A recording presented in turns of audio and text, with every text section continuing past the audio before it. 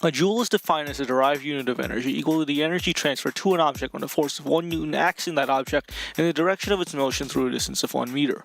While this wouldn't mean anything to an average person, they would know what throwing a bowling ball down a lane is like.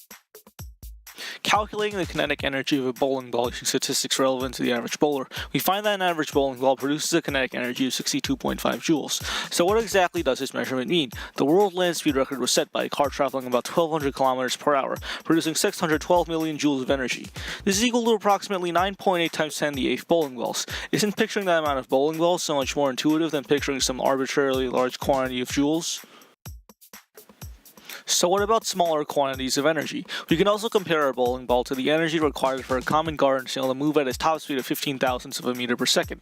The snail has an average mass of 11 thousandths of a kilogram, meaning its kinetic energy would equal approximately 9.3 times 10 to the negative 7th joules, or 1.5 times 10 to the negative 8th bowling balls. Why deal with joules instead of picturing that amount of bowling balls?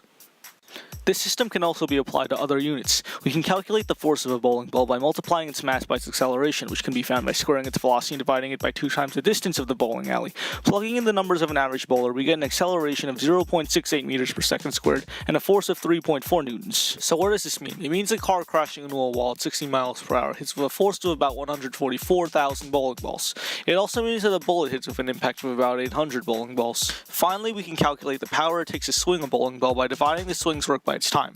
We find work by multiplying force by displacement, and we find force by multiplying mass by centripetal acceleration, which is found by squaring velocity and dividing it by radius. Plugging in the values relevant to this situation for an average bowler, we get power as 8.5 watts. So what does this number mean? A new 2019 Ford GT has about 482,000 watts of power, which is equal to 57,000 bowling swings. Plus, a thermal printer takes 9 watts to print out a late pass, meaning you can print a late pass for yourself each time you swing a bowling ball.